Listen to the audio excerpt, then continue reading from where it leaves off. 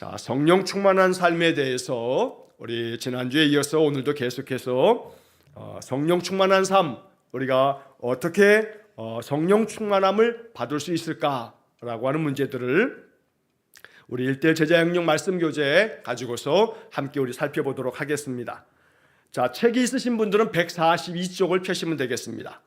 142쪽에 어떻게 하면 성령 충만을 받을 수 있습니까? 라고 하는 부분에서 우리가 지난주에 그 앞에 첫 번째 문단을 까지 한번 살펴보았고, 자, 오늘 이제 그 밑에 가로 1번에 성령 충만의 필요를 느끼고 간구해야 합니다 라고 하는 그런 부분부터 우리 한번 살펴보도록 하겠습니다. 자, 성령 충만함을 받는 것은 그리스도인들에게 아주 대단히 중요한 그런 모습입니다. 왜냐하면 우리는 하나님의 자녀로 영에 속한 그러한 삶을 살기로 마음 가운데 예수를 영접하면서 하나님께서는 우리에게 성령을 부어주셨기 때문입니다. 자, 그래서 성령께서 우리의 삶 속에 늘 주관하셔서 우리로 하여금 영적인 삶을 살아갈 수 있도록 우리의 마음을 인도해 주시고 또 우리의 모든 삶을 주관하실 때 이제 우리의 인생의 삶이 성령 충만함을 느끼고 또 성령 충만한 삶에 대해서 우리가 우리의 생활 속에서 이것이 성령 충만한 삶이구나 라고 하는 것을 이제 알아차리면서 성령께서 우리의 마음을 주장하시도록 내 삶을 인도하시도록 그렇게 살아가는 삶, 이것이 우리가 정말 이 말씀들을 통해서 한번 깊이 생각해 보아야 할 그런 내용들이 될 것입니다. 자, 먼저 우리가 알아야 할 것은 성령 충만함이라 하는 것은 어떤 지엽적인 작은 영적 현상을 말하는 것으로만 이해해서는 곤란하다라고 하는 것을 먼저 좀 생각해야 합니다. 다시 말하면 성령 충만함이라고 하는 것이, 성령 충만한 삶이라고 하는 것이 어떤 영적 현상들, 예를 들면 지난번에도 계속 말씀드렸습니다만 성령 충만함이다라고 하는 것을 한때 한국교회도 방언을 받는 것, 방언 받는 것을 성령 충만한 그런 모습으로 생각하거나, 또 어떤 교회들은 방언을 받는 것이 바로 이게 성령 세례다, 또 성령 세례를 받고 난 다음에 그 다음에 성도들은 성령 충만함을 받아야 된다라고 하면서 여러 가지 많은 영적 은사들을 계속해서 강조하는 그런 교회들도 또 많이 있어 왔습니다. 자, 그러나 과연 성령 충만한 삶이라 했을 때 이것이 어떤 영적인 현상만을 이해하는 것인가, 이야기하는 것인가 라고 하는 점에 있어서 우리는 좀 더 성령 충만한 삶을 좀 더 그 범위와 그 내용을 더 말씀 안에서 더 확장시킬 필요가 있다는 것입니다. 자, 먼저 이제 우리가 이 말씀, 이 교재에 나와 있는 내용의 순서에 따라 좀 살펴보면, 자, 여기서는 어떻게 하면 성령 충만을 받을 수 있는가라고 하는 점하고 그 다음 페이지로 넘어가시게 되면 바로 이 성령 충만한 삶을 살아갈 때 어떤 모습, 성령 충만하면 어떤 결과들, 어떤 모양들이 나타나는가라고 하는 것을 이제 우리가 보게 됩니다. 자, 먼저 여기서 살펴보아야 할 것은 어떻게 하면 성령 충만함을 받을 수 있는가? 우리 교재에서는 한 3가지의 주제를 이렇게 정해놨습니다. 자, 이 3가지가 다는 아닙니다. 다시 말하면 이 3가지만 그대로 되면 우리가 성령 충만함을 산다라고 이렇게 단정적으로 말할 수는 없는 겁니다. 성령 충만한 삶이라는 것이 마치 1 더하기 1은 2다 라고 하는 그런 산수처럼 그렇게 딱 떨어지는 그런 것은 아닙니다. 왜냐하면 성령이라고 하는 것이 예수님께서 요한복음에서 니고데모에게도 말씀한 것처럼 바람이 임의로 불되 어디에서 와서 어디로 가는지를 알지 못하는 것처럼 성령 충만함이라 하는 것이 내가 이렇게 하면 성령 충만해진다 라고 단정적으로 말할 수 있는 것은 아니라는 겁니다. 예를 들면 기도 3시간을 아주 통성기도 3시간 하면 그러면 방언을 받고 성령 충만함을 받고 여러 은사들이 나타나고 이렇게 수치화할 수 없다는 겁니다. 내가 몇 번의 예배를 드리고 내가 몇 시간의 기도를 하고 내가 몇 시간 동안에 하나님 말씀을 읽고 내가 성경 구절을 몇 개의 구절을 암송하면 다 그것을 마치는 그 순간 성령 충만함을 얻게 된다, 이렇게 말할 수 없다는 겁니다. 어떤 사람은 몇 시간이 아니라 몇 날 며칠을 기도하여도 성령 충만함에 대한 그 마음을 느끼지 못하고 성령 충만함에 대한 그런 마음의 감격을 얻지 못하는 경우도 있고, 또 어떤 경우는 짧은 시간에 말씀을 들어도 그 말씀에 감동이 되면서 성령께서 내 마음을 주장하시도록 내 마음을 내려놓고 주님 앞에 주인됨을 인정하면서 주님 앞에 온전히 순종하는 그런 삶을 살아가는 경우도 또 있습니다. 그러니까 성령 충만함이라 하는 것은 우리의 수고의 영역이 아님을 먼저 알아야 합니다. 다시 말하면 내가 이렇게 수고했으니, 내가 이렇게 예배를 몇십 번 드렸으니, 내가 이렇게 몇 시간을 기도했으니, 내가 이렇게 몇 시간을 성경 읽었으니, 이런 것들로 인해서 내가 무언가를 행함으로 말미암아 성령 충만함을 받는 것은 아니라는 겁니다. 자, 그렇다면 성령 충만함은 어떻게 받는 것인가? 여기서 지금 우리 교재가 혹 잘못 읽으면 이게 잘못되는 오해가 되는 것이 뭐냐면, 어떻게 하면이라고 하는 이 표현 때문에 주의를 기울일 필요가 있습니다. 다시 말해서 우리 142쪽의 맨 위에 그 제목은 어떻게 하면 성령 충만을 받을 수 있습니까? 어떻게 하면, 내가 어떻게 하면 성령 충만을 받는가?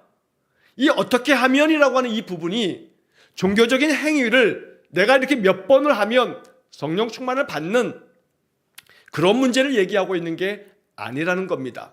자, 그래서 우리 책에서 얘기하고 있는 이제 세 가지의 내용을 한번 살펴보면, 제목만 먼저 읽어보면, 자, 첫 번째 1번을 보시면 성령 충만의 필요를 느끼고 간구해야 합니다. 자, 그 다음에 그 밑에 2번 죄를 회개하고 자신을 깨끗이 해야 합니다. 자, 페이지를 넘겨서 세 번째 보면 하나님께 자신의 생활을 전적으로 의탁해야 합니다. 맡겨야 합니다. 자, 그래야 이렇게 하면 성령의 충만함을 받을 수 있다라고 이렇게 교재가 제시하고 있습니다. 자, 그렇다면 과연 이렇게 이 세 가지만으로 성령 충만함이 달성될 수 있는 건가? 이렇게 세 가지만 온전히 이루면 반드시 그냥 무조건적으로 성령 충만해지는 건가? 이건 또 아니라는 것을 먼저 이해할 필요가 있습니다. 자, 성령 충만함이라고 하는 것은 결코 내가 얼만큼 어떻게 했기 때문에 성령 충만해지는 것이 아니고, 이것은 전적으로 성령 하나님께서 우리 성도들에게 부어주시는 은혜의 영역이다라고 하는 것을 우리가 인정해야 하는 것입니다. 자, 그렇기 때문에 먼저 우리에게 중요한 것은 뭐냐면, 자, 여러분 1번의 그 제목에 보면 성령 충만의 필요를 느끼고 간구해야 합니다. 성령 충만함을 허락해 주십시오라고 간구하는 것이 필요하다라고 이야기하고 있습니다. 자, 그런데 성령 충만한 삶의 필요를 느껴야 된다. 이 말은 다시 말하면 뭐 성령 충만 있어도 그만이고 없어도 그만이고, 뭐 성령 충만이 뭐 대단한 거겠어? 성령 충만한들 뭐가 달라지는데, 성령 충만하면 내 삶에 뭐가 좋은데, 결국 마음속에 성령 충만에 대한 간절한 사모함이 없으면, 성령 하나님은 인격적인 분이시기 때문에 간절한 마음으로 성령께서 내 안에 충만하시기를 간절히 소망하는 그런 마음에 그 영적인 필요를 느끼지 않는 사람에게 성령님께서 그 안에 충만하게 임하시지 않는다는 것을 이야기하는 겁니다. 자, 그러니까 마음속에 성령의 충만함을 사모해야 합니다.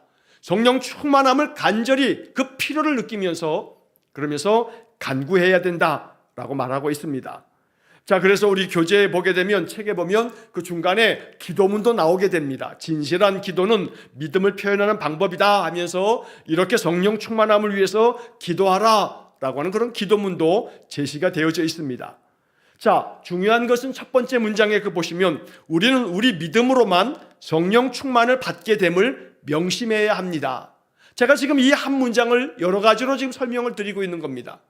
나의 행위로서가 아니라 내가 몇 번의 어떤 그런 예배 생활, 또 성경 읽는 시간, 또 어떤 몇 시간의 그 기도 시간, 이런 게 아니고 우리의 믿음으로만 성령 충만을 받게 된다. 이것을 명심해야 한다라고 우리 책에서 말하고 있습니다. 그러니까 성령 충만함이라 하는 것을 오직 우리의 믿음으로 이 성령 충만함을 받을 수 있다. 이게 참 모호한 말 같기도 하고 아주 좀 추상적인 것처럼 들리는 그러한 경우도 있을지 모르겠습니다. 왜냐하면 믿음이라고 하는 것이 실체적으로 만질 수 있는 것도 또 이것 눈으로 볼 수 있는 것도 아니기 때문에 믿음의 영역이라고 하는 이것이 성령 충만함을 받기 위해서는 믿음이 필요하다. 믿음으로만 성령 충만을 받을 수 있다. 이 부분을 우리가 이렇게 쉽게 이해하기가 어려운 그런 측면도 있습니다.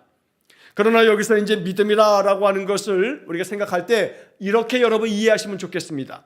자, 먼저는 성경이 하나님의 약속의 말씀이고 하나님의 성령의 감동으로 이 성경 기록자들을 통해서 하나님의 뜻과 하나님의 계시의 말씀을 들려주셨다라고 하는 것을 우리 마음속에 받아들여야 합니다. 인정해야 하는 겁니다. 자, 믿음이라고 하는 것을 이렇게 좀 우리가 일반적으로 이해할 수 있는 단어로 좀 바꾸면 하나님의 살아계심과 하나님의 능력과 하나님의 말씀이 기록되어진 것이 성경이다.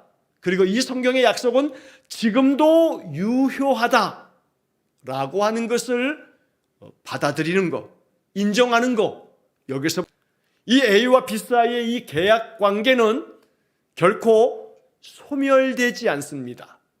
어떠한 분쟁이 생긴다 할지라도 계약서를 딱 들이밀면서 저 사람과 나 사이에 이렇게 도장을 찍어가면서까지 이러한 내용으로 계약을 맺었습니다 라고 한다면 법정에서는 그 계약서의 그 문건에 따라서 판결을 내립니다. 어떠한 분쟁이 생기더라도 계약서가 존재하는 한, 그것이 몇십 년, 몇백 년, 몇천 년이 지난다 할지라도 계약서가 존재하는 한 그 계약서는 유효한 효과를 발휘한다는 겁니다. 자, 왜 이 말씀을 드리냐면 성경은 하나님과 인간들이 맺은 계약서입니다. 계약서. 자, 그래서 Old Testament 또 New Testament, 바로 이렇게 영어 성경에서는 구약 성경, 신약 성경 했을 때 Old, New라고 하는 그 뒤에 Testament라고 하는 그 영어 단어를 써놓고 있는데 그게 뭐냐 하면 한마디로 얘기하면 계약서입니다. 계약서. 옛날 계약서, 새로운 계약서. 그러니까 이 성경의 말씀을 하나님이 우리 인생들에게 허락하여 주신 하나님의 약속의 책, 계약서다 라고 이렇게 우리의 마음속에 인정하는 자세가 먼저 필요합니다. 자, 그렇기 때문에 계약서는 지금도 유효하다, 지금도 이 계약서는 효과가 있다 라고 하는 것을 인정하고 받아들여야 합니다. 여기서 믿음이 시작이 되어지는 겁니다. 자, 그러므로 우리가 이 말씀을 이제 성령 충만의 필요를 느끼고 간구해야 한다라고 했을 때 오직 믿음으로만 성령 충만함을 받는다. 그렇기 때문에 이 믿음의 실체는 기록된 성경의 말씀이 하나님과 우리 인생 사이에 맺어진 계약서다. 영적인 계약서다. 하나님의 축복의 계약서다라고 믿으면서 이 성경의 말씀, 창세기서부터 계시록까지의 많은 말씀들을 나에게 주시는 약속이다 라고 이렇게 인정하고 받아들이면서 그때 바로 성령 충만함의 그 삶이 시작되어진다 라고 하는 것을 잊지 말아야 합니다. 자, 그렇기 때문에 성령 충만함을 위해서 우리가 가져야 할 믿음은 하나님은 지금도 약속하신 말씀을 이루시고 계신다. 하나님은 지금도 그 약속을 이루시기 위해서 지금도 쉬지 아니하시고 일하시고 계신다 라고 하는 것을 마음에 믿어야 합니다. 받아들여야 합니다. 하나님이 지금도 나를 위해서 일하시고 계시며 성경의 말씀처럼 너희가 성령의 충만함을 받으라 하고 주님 말씀하실 때 그 성령은 우리에게 보혜사가 된다 라고 이렇게 주님은 우리에게 말씀해 주셨습니다. 여러분, 마태, 마가, 누가, 요한 이 네 개의 복음서가 있습니다만 이제 내일 아침서부터는 우리가 매일 성경의 그 순서에 따라, 편집 순서에 따라서 마태복음을 읽기 시작할 겁니다. 자, 복음서를 읽으면서 우리가 알아야 할 것은 왜 복음서가 네 가지나 이렇게 성경 속에 들어와 있는가라고 하는 점입니다. 내일 아침에도 또 간략하게 말씀드리겠습니다만 왜 복음서가 하나가 아니고 네 권인가 라고 하는 점입니다. 이것은 다름 아닌 예수 그리스도에 대한 예수님의 그 모든 사역과 예수님의 말씀을 전할 때에 있어서 사람마다 마태와 마가와 누가와 요한은 각각의 다른 목적을 가지고 예수님에 대한 이야기를 적어 놓은 겁니다. 그래서 마태복음의 기록 목적이 따로 있고 마가복음의 기록 목적이 따로 있습니다. 누가복음도 요한복음도 각각 예수 그리스도의 그 모든 삶의 이야기와 예수님의 말씀과 예수님의 그 십자가의 은혜를 우리에게 알려주시기 위해서 이 복음서가 기록이 됐지만, 이 복음서의 내용들은 어떤 데는 이 차이가 있고 어떤 데는 또 공통점이 있고 또 공통적인 가운데서도 또 다른 어떤 차이점들이 그 속에 담겨 있으면서 바로 마태나 마가나 누가나 요한이 정말로 더 강조하면서 선포하고자 하는 그런 메시지의 초점이 다르다는 겁니다. 똑같이 예수님을 바라보지만 그러나 예수님을 바라보면서조차도 강조하려고 하는 바들이 다르다라고 하는 점을 우리가 이해해야 합니다. 왜 이 말씀을 드리냐면, 우리가 이 성경의 약속을 받아들일 때에 사도 요한은 이 예수님의 많은 말씀들 중에서 성령에 대한 이야기를 할 때마다 뭘 언급하냐면 보혜사라고 하는 말을 언급합니다. 여러분, 보혜사라고 하는 말은 요한복음에만 나오는 이야기입니다. 그러니까 사도 요한은 예수님의 이야기를 전하면서 예수님께서 우리에게 성령을 받으라고, 성령을 보내어 주시겠다고 말씀하시는 약속을 요한복음은 적고 있습니다. 그러면서 그 성령은 바로 하나님이 보내시는 보혜사가 된다라고 말씀하는 겁니다. 자, 여기서 보자라고 하는 것은 도와준다라고 하는 의미에서 보자고, 해자는 은혜 해자입니다. 그리고 사자는 스승사입니다. 그러니까 이 보혜사라고 하는 말은 우리를 도와주시면서 우리를 보살펴 주시고 은혜를 베풀어 주시는 스승 같으신 분, 바로 그게 보혜사라고 하는 말에 그 우리말 가지고 있는 이 개역성경, 개역개정 성경에 보혜사라고 하는 한자말을 조합해서 이렇게 성령을 일컫고 있는 겁니다. 자, 그런데 영어 성경들을 보면 이 보혜사라 하는 말을 영어 성경에서는 여러 가지 의미로 번역을 해놨습니다. 어떤 데서는 컴포터라고 하는 것이 위로자, 우리를 위로해 주시는 분, 이렇게 보혜사를 번역합니다. 또 어떤 영어 성경에서는 헬퍼, 돕는 자라고 이 보혜사를 번역합니다. 또 다른 영어 성경들에서는 카운셀러라고 번역을 한 성경도 있습니다. 우리를 상담해 주시는 분, 우리의 많은 속 깊은 이야기를 다 들어주시고 우리로 하여금 어찌하면 좋을지에 대해서 상담해 주시는 분, 이게 바로 보혜사, 카운셀러다라고 이렇게 번역을 하고 있는 것입니다.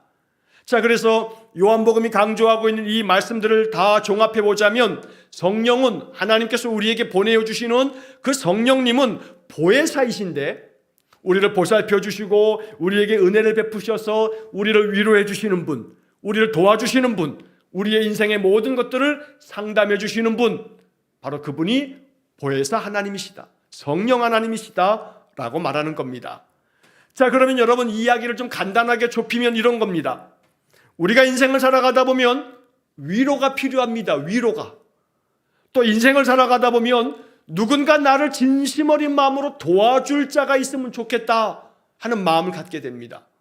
또 한편에서는 나의 삶의 모든 아픔과 괴로움까지도 내가 다 털어놓고 이야기할 수 있는 상담자가 있으면 좋겠다. 자, 그러면 위로자, 돕는 자, 상담자, 이 모든 것들을 다 합하여 말하고 있는 단어가 보혜사. 자, 그러면 오늘 우리 책에 나와 있는 이야기로 다시 한번 정리를 마무리하자면, 성령 충만의 필요를 느끼고 간구해야 합니다 라고 한다면, 먼저 우리의 마음속에 위로받아야 할 자들은 위로자이신 성령, 보혜사를 찾아야 합니다. 간구해야 합니다. 정말로 내가 위로가 필요하다면 그 필요를 진심 어린 마음으로 느끼면서, 하나님, 내게 위로가 필요합니다. 보혜사 하나님, 보혜사 성령님, 나에게 위로자가 되어 주십시오. 내가 간절히 간구합니다 라고 하는 마음으로 기도하는 겁니다. 성령 하나님, 나에게 돕는 자, 헬퍼가 되셔서 내 인생의 삶을 도와주십시오. 나의 이 아픔에서부터 나를 도와주십시오. 내 인생의 이 어려운 문제에서 나를 도와주십시오 도와달라고 하는 간절한 간구 속에 보혜사 성령, 나를 도와주시는 헬퍼가 내 삶 속에 오셔서 나의 모든 삶의 마음과 또 환경과 내 삶의 모든 것들을 도와주신다라고 하는 것이 마음에 깊이 느껴진다면 이거야말로 하나님의 도우심이야. 이것은 정말로 하나님이 나를 깊이 위로해 주신 거야 라고 하는 것이 마음속에 동의가 되고 인정이 되어질 때 우리는 비로소 내가 성령 충만한 은혜를 경험했구나 라고 하는 것을 고백할 수 있는 것입니다. 여러분, 다시 한번 강조합니다만 성령 충만한 삶이라 했을 때 일상적인 삶에서 좀 벗어나 있는 어떤 신비한 영적 세계를 추구하는 것, 그래서 영적인 어떤 소위 말해서 신비한 어떤 것들을 체험하는 그러한 체험을 성령 충만함이라 라고 이야기하는 거 일정 부분 맞을 수 있겠습니다만 그것이 다인 것처럼 얘기하면 곤란합니다. 저는 오히려 성령 충만한 삶이라 이야기할 때 더 많이 강조하고 싶은 것은 앞에서도 쭉 몇 주 동안에 말씀드린 것처럼 성령 충만한 삶, 우리의 생활, 여기에 더 강조점을 찍고 싶다는 겁니다. 성령 충만한 삶이라는 것은 나의 삶 속에서 하나님이 나를 돕고 계시는구나, 나를 위로해 주셨어, 내 삶의 내 마음 중심을 상담해 주시고 내 마음 속에는 성령의 그 도우심과 은혜가 내 마음에 가득 채워져 있어. 그래서 나는 하나님을 신뢰해. 나는 정말로 전적으로 하나님을 믿고 의지해. 내가 지금 이러한 문제와 아픔들이 있지만 나의 모든 삶을 전적으로 하나님께 나는 맡길 수 있어 라고 하는 마음의 충만한 상태가 되어진다면 이 사람은 성령 충만한 삶을 살고 있는 겁니다. 그러므로 성령 충만한 삶이라 하는 것은 결국은 내 삶의 모든 것들을 주장하시고 주관하시는 분이 하나님이시기 때문에 그 하나님 앞에 나의 모든 삶을 맡겨드리고 내 마음이 말할 수 없는 평화를 누리는 것, 이게 성령 충만함의 그런 증거가 되어진다라고 하는 것을 잊지 말아야 하는 겁니다. 자, 그래서 이제 그 다음 두 번째 내용을 보시게 되면 죄를 회개하고 자신을 깨끗이 해야만 성령 충만함을 받을 수 있다라고 말씀하고 있습니다.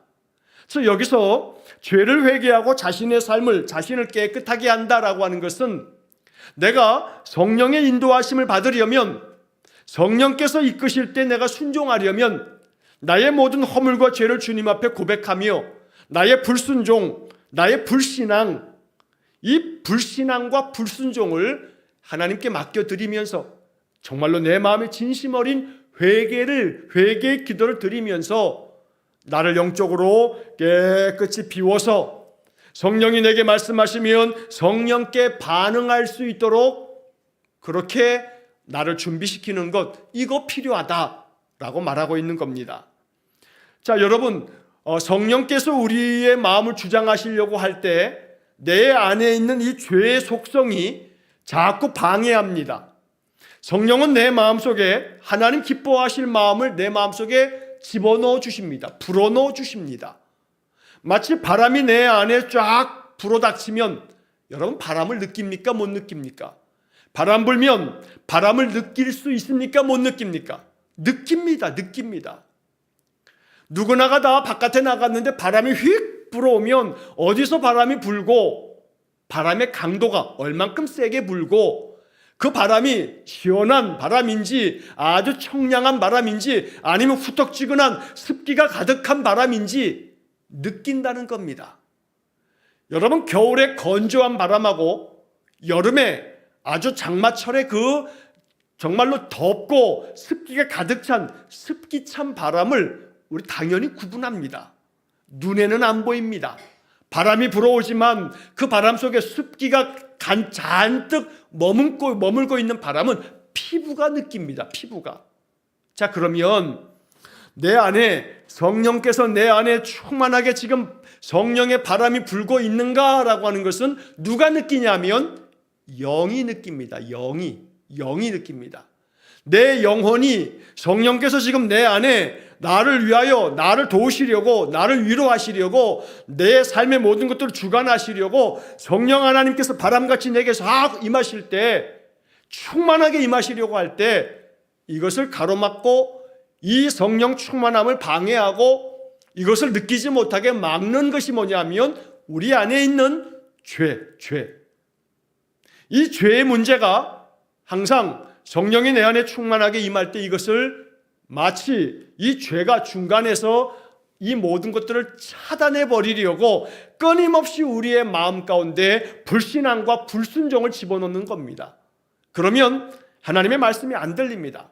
하나님의 말씀이 마음 가운데 중요하게 여겨지지 않습니다. 순서에서 저 밑에 순서로 내려갑니다. 정말로 내 삶에서 성령 충만한 가운데 성령이 내 마음속에 느끼게 하시는 그런 마음의 생각도 담아주시고 나로 하여금 어떤 삶의 일들을 통해서 이거 성령 하나님 나와 함께 계시는구나 알아차리게 하시는데 이것을 알아차리지도 못할 뿐만 아니라 혹은 알아차려도 외면해 버리는 그러한 일들이 벌어졌을 때 우리는 알아차려야 합니다. 뭐냐면 성령이 내 안에 지금 임하시고 계시는데 성령 충만함이 지금 내게 다가오고 있는데 내 안에 있는 이 죄된 속성이 이것을 거부하고 있구나, 이것을 외면하고 있구나, 이것을 소홀히 여기고 있구나 라고 하는 것을 알아차려야 합니다. 느껴야 합니다. 이것을 정말로 느끼기를 원하신다면 여러분 다른 거 없습니다. 그래서 이제 우리가 영적인 삶을 위해서 신앙의 많은 것들을 하고 있는 겁니다. 예배 생활도 그렇고 우리가 말씀 생활도 그렇고 찬송 생활도 그렇고 기도 생활도 그렇고 섬김의 많은 봉사의 생활도 그렇고 이런 모든 것들을 통해서 우리는 끊임없이 훈련되어지는 겁니다. 뭐가 훈련되어지는 거냐면 성령께서 충만하게 내게 임하시는 것들을 내가 느끼는 것. 바람이 불면 바람을 느끼는 것처럼 성령을 뭐라고 했습니까? 히브리 말로 루아흐. 이 루아흐는 바람이라고 하는 뜻으로 번역된다고 말씀드렸죠. 성령의 바람을 내 심령이 느끼는 겁니다. 내가 기도를 하다 보면 느낍니다. 내가 기도하다 보면 지금 나의 기도를 성령께서 돕고 있구나 라고 느낀다는 겁니다.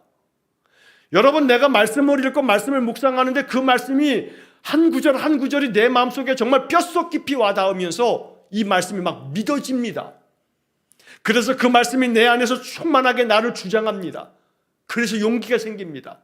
그래서 마음이 담대해집니다. 하나님의 말씀을 내가 받는 순간 그 말씀으로 인해서 내 마음이 말할 수 없는 평안이 찾아옵니다. 여러분, 그거 그냥 생기는 마음이 아닙니다. 그게 바로 성령께서 우리의 마음 가운데 성령의 충만한 바람을 내 심령 가운데 불어넣고 있다는 겁니다.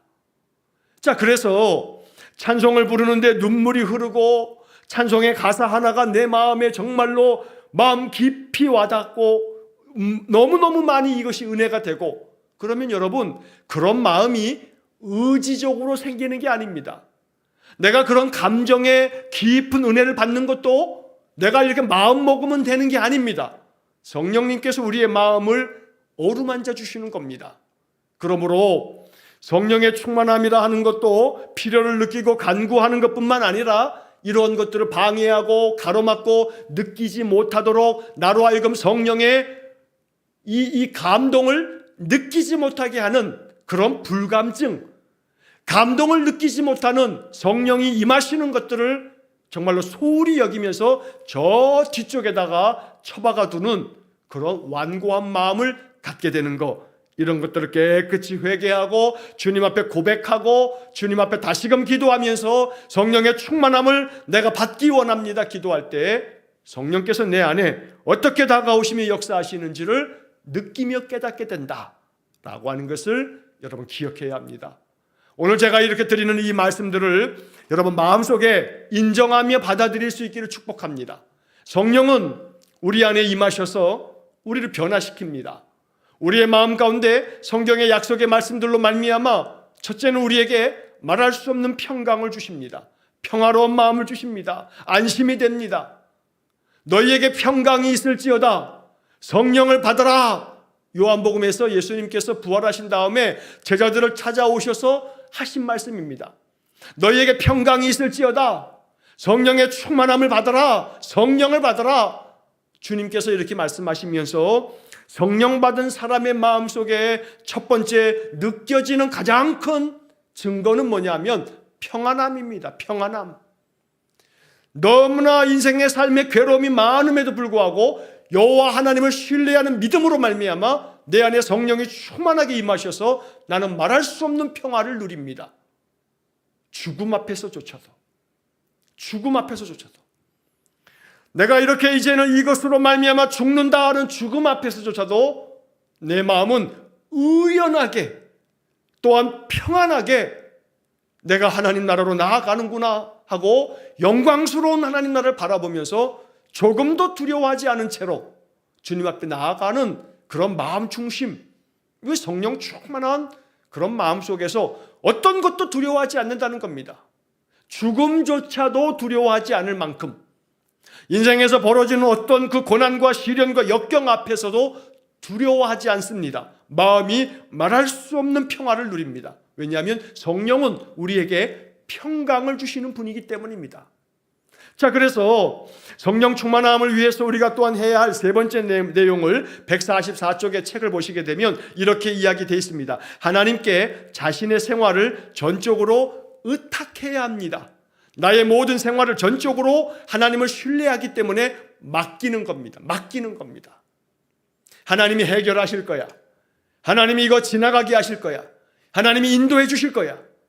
이 아픔도, 이 고통도, 이 괴로움도 하나님 이것을 통해서 나로 하여금 더 깊은 하나님 사랑 알도록, 더 깊이 하나님 의지하도록 이걸 통해서 내 안에 성령의 충만함을 허락해 주시기 위해서 나로 하여금 이 모든 것들을 겪어가게 하신다라고 하는 그런 믿음을 갖게 되는 겁니다. 자, 그래서 여기 이 책에 보면 아주 중요한 한 토막이 있는데, 자, 그 144쪽에 하나님께 자신의 생활을 전적으로 의탁해야 합니다. 자, 거기에 밑에서 그 다음 줄에 보시게 되면 중간에 두 번째 줄에, 자, 이런 태도가 있는지는 상황이 좋을 때보다 상황이 나쁠 때 더 잘 알 수 있습니다. 자, 하나님을 신뢰하고 하나님을 의지하며 그렇게 하나님을 마음 가운데 믿음으로 하나님 섬기는 그런 사람들, 이러한 태도는 언제 알 수 있는가? 좋을 때 알 수 있는 게 아니고 상황이 좋을 때가 아닌 상황이 나쁠 때 이 사람이 정말로 하나님을 의지하는가, 하나님을 신뢰하는가 라고 하는 그러한 중심을 볼 수 있다는 겁니다. 여러분, 그래서 이렇게 생각하시면 참 좋겠습니다. 인생에 너무나 많은 괴로움들이 찾아올 때 지금 하나님께서 내가 얼만큼 하나님을 신뢰하고 있는지 하나님 지금 나를 테스트하고 계시는구나. 내가 정말로 이 괴로운 상황 속에서, 너무나 나쁜 이 상황 속에서도 전적으로 하나님을 신뢰하면서 하나님이 이 모든 것들을 통해서 내게 베푸실 은혜가 있을 거다라고 확신하며 담대한 마음으로 그 모든 것들을 돌파해내는 사람, 이 사람 성령 충만한 사람입니다. 하나님은 그러한 사람에게 성령 충만함을 부어주십니다. 전적으로 하나님 신뢰하는 사람에게 하나님은 성령의 능력을 부어주십니다. 그러므로 여러분, 정말로 하나님께서 내 생활의 모든 삶을 이끌고 계신다라고 하는 것을 믿으면서 하나님께 다 맡겨드릴 줄 아는 믿음이 있으시기를 축복합니다. 물론 그 믿음은 성령께서 우리의 마음속에 불어넣어 주시는 성령의 능력이기도 합니다. 성령의 은사이기도 합니다.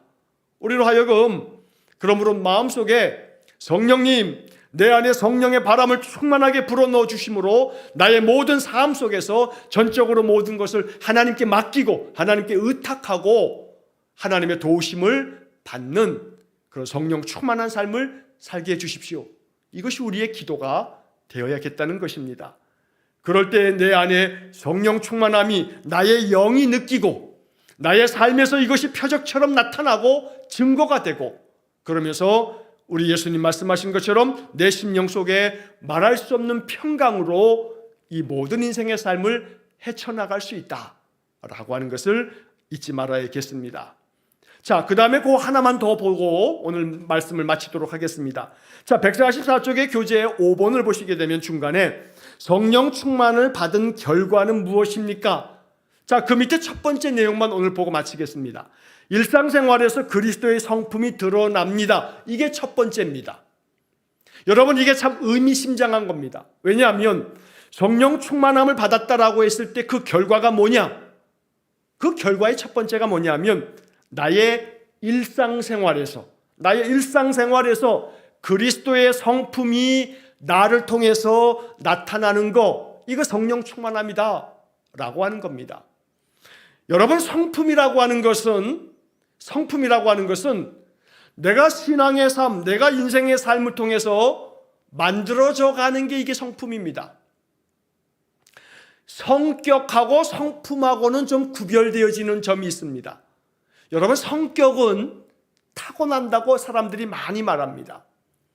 성격은 타고나는 것이기 때문에 그 성격이 쉽사리 잘 변하지 않습니다.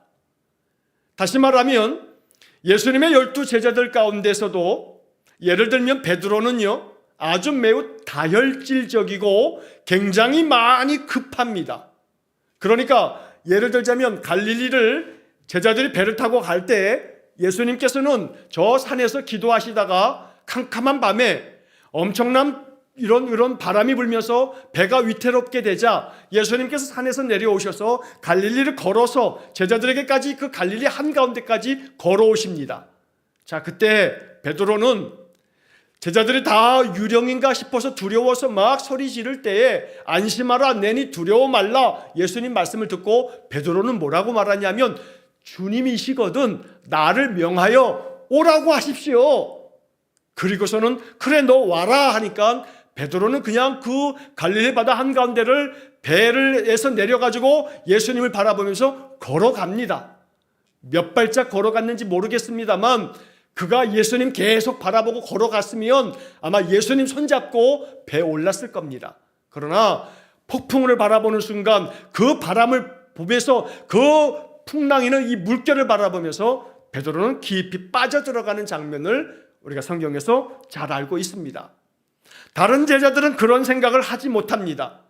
베드로만 그런 생각을 할 만큼 베드로는 매우 그 성격 자체가 아주 능동적이고 아주 급하고 매우 다혈질적인 측면도 있습니다. 반면에 예수님의 사랑하는 제자 요한은 전혀 반대의 성품을 갖습니다. 아주 차분하고 아주 유순하고 이러한 모습을 요한이 가지고 있습니다.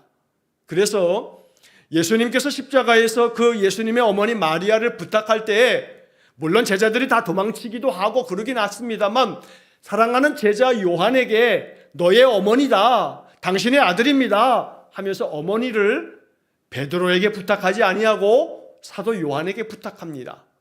아마 예수님께서 그들의 제자들의 성격을 아시기 때문에 그 어머니가 편안하게 지내시려면 바로 사도 요한에게 그 어머니를 부탁하는 것이 맞겠다 하는 예수님이 그 제자들의 성격도 다 알고 계시기 때문에 그랬을 것이다 라고 그렇게 이 성경을 해석하는 그런 경우들도 많습니다. 자, 그런데 그와 반해서 성품이라고 하는 것은 내 성격이 어떠하든지 간에 이 성품은 끊임없이 훈련되어짐으로 말미암아 그 성품은 더욱더 후천적으로 형성되어지는 것이고 만들어지는 것입니다. 자, 그런데 여기서 성령 충만함을 받으면 그 결과가 어떻게 되느냐? 일상생활에서 그리스도의 성품이 드러나게 된다. 내 성품이 나의 성격대로 움직이는 게 아니라 예수님의 성품이 내 안에서 깊이 스며들어서 그 성품이 나타나게 된다. 이 사람 어떤 사람인가? 성령 충만한 사람이다. 성령 충만한 삶이라고 하는 이것을 오늘 이 책에서는 성품의 문제로 연결짓고 있다는데 중요한 강조점이 있는 겁니다. 성령 충만한 삶이라 하는 것이 일상 속에서 그의 성품을 통해서 나타난다. 근데 그 성품이 어떤 성품이냐면 예수님의 성품이 그 속에 담겨진다 라고 말하는 겁니다. 이게 성령 충만함의 결과입니다. 성령 충만하면 방언을 하더라, 성령 충만하면 영적인 은사들을 받더라, 뭐 틀린 얘기는 아닐 겁니다. 그러나 그것은 성령 충만함의 모든 것을 담고 있는 게 절대로 아닙니다. 그렇게 성령 충만함을 받는 것을 사모하시면 좋습니다. 사모해야 합니다. 그러나 성령 충만한 삶이 그러한 몇몇 은사들을 받는 것이라고 생각하면서 그것이면 됐다라고 여기시면 안 됩니다. 가장 중요한 결론은 저는 여기에 있다고 봅니다. 성령 충만한 삶은 그 사람의 심령 속에, 그 사람의 삶의 태도 속에, 작은 일상의 생활 속에서 예수님의 성품이 드러나는 사람. 그래서 주변 사람들이 그 사람의 성품을 느낄 수 있다면, 이 사람 예수 믿는 사람답다 하는 그 사람의 성품을 느낄 수 있다면 이 사람은 성령 충만한 사람이다 라고 말할 수 있다는 겁니다. 자, 이 이야기는 다음 주에 조금 더 한 번 더 정리하고 그 다음에 이어지는 성령 충만함의 결과에 대한 이야기를 몇 가지 더 나누면서 이제 다음 주에 성령 충만한 삶의 모든 것들을 정리하면서 마무리하는 시간을 갖도록 하겠습니다. 오늘 우리가 성령 충만함을 위해서 우리가 정말로 필요한 것은 필요를 느끼고 간구해야 하며, 내가 마음 가운데 성령의 충만함이 내게 임할 때 이것을 나 스스로가 거부하듯이 가로막는 게 아니라 이것을 다 내가 받아들이기 위해서는 회개하는 마음으로 나의 죄를 다 씻고 예수님 보혈로 내가 정결함을 얻고, 그래서 주님께, 하나님께 나의 모든 삶을 전적으로 맡겨드리는 믿음을 통해서 하나님의 성령이 우리의 마음 심령 가운데 충만하게 임하실 것이다. 성령의 충만한 임재를 여러분 어렵게 생각하지 마십시오. 성령께서 내 마음속에 부어주시는 평강, 그 평강으로부터 성령의 그 역사하시는 능력을 우리가 맛보며 경험하게 됩니다. 그러므로 이제 다음 주에 한 번 더 말씀하실 때 성령 충만함을 통해서 우리의 삶 속에 이러한 능력들이 나타나도록 더욱더 성령 충만한 삶을 사모하는 그런 삶이 되어지시기를 주의 이름으로 간절히 축원합니다. 기도하겠습니다. 자비로우신 아버지 하나님, 성령 충만함을 받기 원합니다. 성령께서 우리 삶 속에 임하실 때 내가 영적으로 깨어 있어서 느끼기 원합니다. 성령의 바람이 지금 나의 심령 가운데 정말로 충만하게 불어오고 있구나 라고 하는 것을 알아차릴 수 있기 원합니다. 그래서 나 자신을 성령님께 맡겨드리고 성령님께서 주장하시는 대로 순종함을 통해서 하나님의 역사들이 내 마음 심령에는 말할 수 없는 평강으로 임하며, 더불어 하늘 지혜가 내 안에 충만함으로 말미암아 인생의 모든 삶 성령께서 기뻐하시는 삶이 되어지도록 분별력 있게 나의 모든 삶을 만들어 나가는 그러한 성도들 되게 해 주옵소서. 간절히 원하오니 성령의 충만함이 내 안에 내 속사람이 변화되어짐으로 말미암아 나의 일상의 삶에서 예수님의 성품이 아름답게 드러남을 통해서 내 안에 불어닥친 성령의 충만한 바람이 나의 주변 사람들에게도 그 사람의 마음과 영혼을 상쾌하게 만드는 성령의 능력이 되게 해 주옵소서. 오늘도 이 밤에 정말로 간절한 마음으로 사모하오니 우리 예배하는 성도들 위해 성령의 충만함을 허락해 주옵소서. 예수님 거룩하신 이름으로 기도하옵나이다. 아멘. 우리 구주 예수 그리스도의 은혜와 하나님 아버지의 극진하신 사랑과 성령의 교통하심이 성령 충만함을 통해서 우리 안에 그리스도의 성품이 드러나며 성령의 부어주시는 평강으로 인생의 모든 삶을 정말로 하나님 주시는 은혜를 풍성하게 누리며 살기를 소원하는 머리 숙인 귀한 성도들 위해 영원토록 함께 하시기를 간절히 축원하옵나이다. 아멘.